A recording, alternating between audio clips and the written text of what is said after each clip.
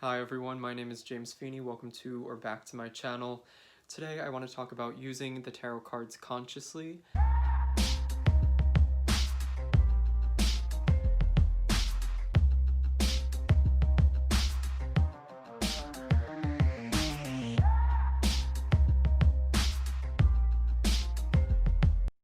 I know that in many cases we are using tarot for divinatory purposes, flipping the cards over randomly, and then reflecting on and divining and interpreting what we see on the table in any given moment. But I think that there's a lot more to tarot than just divination or randomly pulling over cards and then interpreting in a more random fashion. So I have a few activities that I do and use with the cards, and I thought I would share them with you all. I think that there's something powerful and a little bit different cognitively about going through the deck and picking cards consciously to meet certain ends or for certain activities to better understand something or to reflect or to illustrate. I also find that these sorts of activities help to build up my relationship with a deck and the card images. So there's an aspect, of course, to learning that's experiential. There's also book knowledge and learning in that way. I find that I get a little bit too deep in with the book knowledge and trying to read as much as possible and seeking out resources and then holding my nose to the book to the detriment of any experience with the cards. So I have to tell myself to stop reading, stop doing research, and to actually learn about the cards by using them. And so I'm trying to push myself to not read less, but to invest less time in the study and more time in the experience, because it's been a bit unbalanced in recent months or even recent years. Actually, I tend to be a big reader on all topics that I'm interested in, so I have to push myself to actually practice what it is that I'm researching eventually. So these exercises are ones that I find myself doing pretty often. Some of them I think will not mirror, but I do have a video, I believe, that's called cartomancy and critical thinking, something like that, and that's a cool activity as well. It is more divinatory in nature, where you are pulling cards and flipping them over to think critically about your experience, literature, the world around you, thoughts, emotions, things like that. And I think that that one might be a helpful sort of supplement to the exercises that I'm speaking about here, or a nice addition if you're more into the divinatory style of working with the cards. I mean, I read for people, I use the cards in a divinatory way every single day, but I think there's so much more, and that using the cards to randomly divine and to interpret is just one of many facets that tarot allows for in terms of self-discovery and understanding. So I believe I have, I have 5 activities listed here, and we will go through them. The first I have is gratitude. I call it gratitude through the deck. And you can do this, of course, with any deck. I'm holding up a Thoth deck because this is the deck that's always on my tarot table that I'm using. But the reason I came up with this was because I was doing this exercise booklet that Benabel Wen had to accompany the Spirit Keeper's Tarot, and one day of the week was about gratitude, and she suggested coming up with your own gratitude practice, potentially journaling or taking and setting time aside to really be conscientious about the specific things that we are grateful for on that given day. And I decided to take it upon myself to go through every single tarot card in a deck. So the Thoth, you could use the Rider-Waite-Smith, any deck you use, and finding something that I'm grateful that I find is connected to the meanings. So I would go through each card and say, I mean, this is right off the bat, but we have the Six of Cups, pleasure. So I might say, I'm thankful for the memories I have, or I'm thankful for the little things in my day that make me feel happy. So every time I did this, even if I used the same deck, it would be a little bit different, and I would see something different in the cards that would spark me to think of something else I'm grateful for. So in a way, I'm expanding experiential knowledge on each card, going through them, choosing to reflect on them in a way that's not I'm not trying to understand myself or others. I'm not trying to understand a situation or seek solutions. I'm just using the image, using the ingrained meaning that I have, and deciding that I'm grateful for something that I find is connected to this. Maybe I'm thankful for my education and the intellectual opportunities I've been afforded in life, or I'm thankful for my own mental obstacles that have pushed me to break boundaries and to climb higher and to work harder, things like that.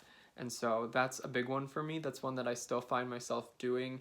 I also think it's a great strategy or technique to use if you're becoming acquainted with a new deck. All of these exercises are going to be good for that because you are looking at the imagery in a very focused way. You are going through the cards face up and choosing to look at various images and assign meaning and to work with them in that way. So all these exercises, if you have a new deck or you're looking to learn a new system, I highly recommend using these exercises. And so that's the gratitude one. Highly recommend it, and I still use it. I think it helps me to feel more grounded and more realistic about my life and less pessimistic, or to kind of slough off any surface level worries and anxieties that may be plaguing me on any given day. So it's a bit of a feel good, and it also makes me feel more appreciative, and it's a great way to work with the cards.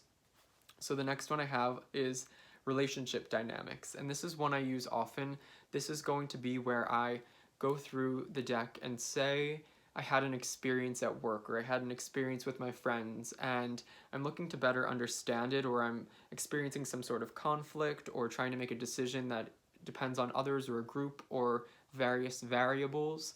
I might go through the deck and pick a card to, for example, symbolize myself in that situation.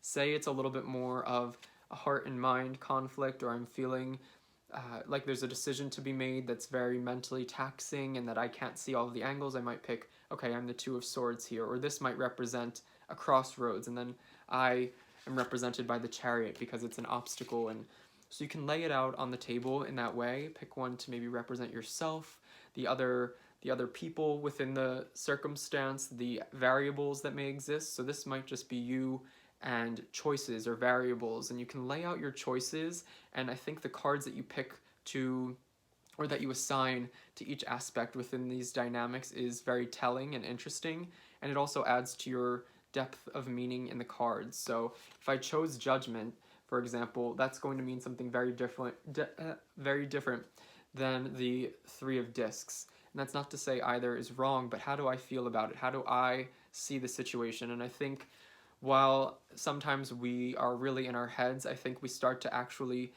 think differently when we take what's going on up here and put a face to it, so to speak, with a card, or put a name to it and lay it out in a very visual way. So the visualization and the need to assign a meaning through the lens of the cards actually, I find, helps me in my decision making or understanding of interpersonal dynamics and decision making, thought processes, mapping out my day, or various things if I'm reflecting on a circumstance that's already happened and I want to get a better understanding of maybe where everybody's coming from. So great for perspective as well. I find that that's a really great exercise. You can use it in a multitude of ways, but it's really almost like laying out a scene on the table, and I use that all the time, and I find it extremely helpful. Next, we have book mapping. This is a really interesting one, and I think this is going to be the closest to that cartomancy and critical thinking video that I filmed and that I mentioned. So this is where I would say, I think this works best with novels, actually. So books for entertainment purposes, if you're really into narrative style. This could also work, for example, with memoir and things like that, but nonfiction books that are more educational are not going to be best suited to this activity. So this is where you've finished a book, and I personally like to reflect on books that I've read. I don't just like to shut it and stop thinking about it and move on to the next. I like to let it kind of simmer in my head and get a deeper understanding to ingrain itself, have myself reflect on what it is that I've read and how I feel about it. And so in book mapping, this is where I might lay out the progression of the story with the cards. So this is a great way to, again, get a better understanding of the meanings of the cards through an experiential exercise. But you are then, for example, laying out the plot, and then you find that maybe the exposition and the way that you now think of it was very different from how it felt in the book, and that might be interesting. Or the card that you chose, you don't really understand why, and so you're starting to think and maybe even conducting a sort of pseudo reading while laying out the cards and understanding, okay, I felt like the protagonist is really well embodied by the Six of Swords. And so do what you will with that, but I find that laying out the cards in that way and mapping out books helps me to retain the knowledge of the book and for me to think more critically. So I understand why I felt what I felt about the book, if I've learned something from the book and I feel like it helped me to better myself, or that I understand myself better through the book, I think that's all going to be reinforced through this. And I know that it's easy to forget novels and books over time. I find that it helps to reinforce memory. So retention of things that I've read tends to be boosted when I go through this exercise after having read a book. So book mapping with the cards is a great one that I recommend and do very often myself. The next one we have is intention setting. I say intention setting. This can also be a more magical practice if you're conducting spell work or you are a magical practitioner of some sort.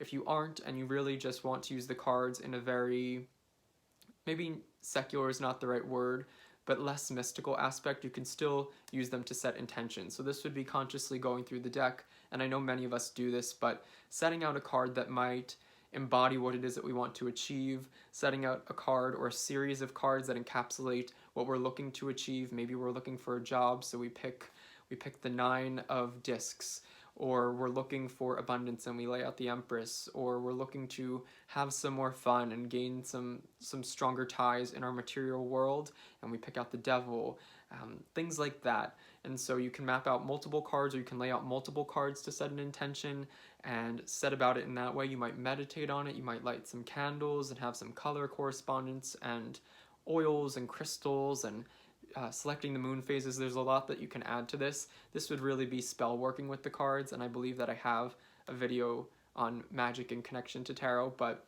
so check that out if you want to know more about how I work with the cards in a magical way.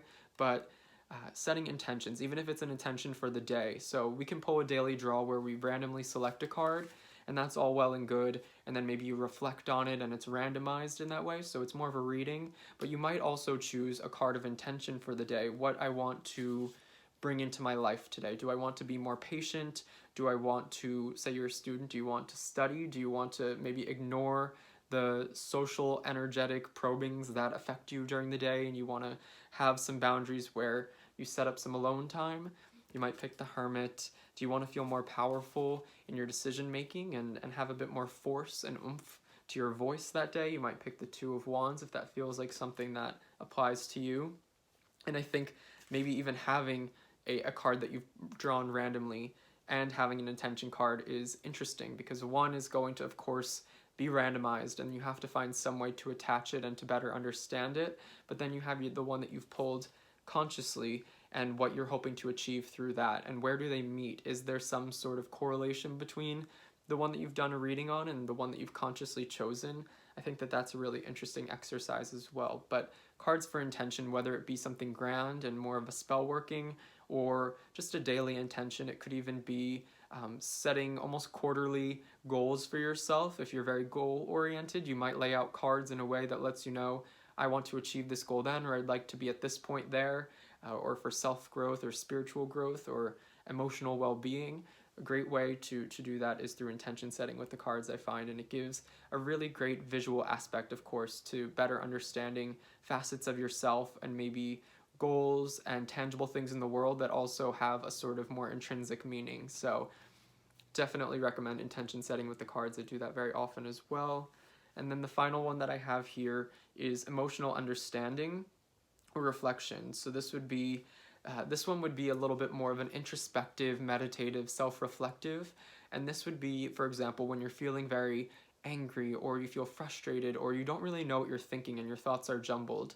Instead of just letting it sit up there and kind of take its toll on you and kind of degrade your day or maybe make you tired or feel restless, you could turn to the cards and consciously pull out what feels right to you. So if I'm feeling really frustrated and angry, but I don't have anything to pin it to, or I'm having a down day and it just is one of those reasonless down days, it feels like there's nothing behind it, at least nothing obvious is behind the reason I'm feeling down. I could turn to the cards and maybe pick the ones that best describe how I'm feeling. I could pick a card that lets me know how I'd like to feel, things like that. And I find that when I am laying down the cards and trying to emotionally reflect or mentally reflect through the cards, that I gain a better understanding. If there's ever a time where sometimes I feel angry and I think it's one thing, and then by the time I've laid down the cards, I find that the reason for me being angry is actually completely different, and having a better understanding of why I feel a certain way or think a certain thing is going to help me to either overcome it or to better integrate it so that it doesn't hold power over me. So through understanding and truly acknowledging and accepting what is going on within me through a visual aspect or by visually laying out the cards, I can then better mitigate, handle, feel better equipped to move throughout my day. It also just feels a bit reassuring to know. So whether or not it actually makes me feel better, there is something comforting about realizing why I feel something or realizing what I'm really thinking. There's something also powerful about that, in that you feel more attuned with yourself. You understand yourself better through the cards and through that visual exercise. So whenever I'm feeling something, especially emotions and thoughts that I don't fully understand or that I think there's something more to them, laying the cards out on the table and trying to pick ones that consciously embody me in that moment is really helpful. And I sometimes won't even think about the card meanings if there's just something visual. Maybe I'm feeling very down, and so I start to pick cards with very cool tones, and all of a sudden I've got something on the table that is very interesting. So you don't even need to really tap into your conscious knowledge of the tarot meanings. More so, you might even pick an emotive or abstract approach where you're going just based on the imagery and the color tones or the lines and the emotions that they evoke. So that takes us through the few exercises I wanted to recommend. I'd love to know how you all use the cards in ways that are different than just the traditional divination, different than just randomly laying down cards in a reading on a certain topic or in a certain spread. I try to incorporate tarot in as many ways as possible, and I find that there are a multitude of uses that aren't divination, that there's so much more to these images and their capabilities in terms of helping myself and understanding my world and my life. So let me know how you use the cards and what sorts of activities you like to engage in with them, because I'm always looking for fun activities as well. And if you try any of these or have tried any of these, let me know how they work. Like and subscribe if this was helpful and fun. I hope you are all well, and until next time, bye.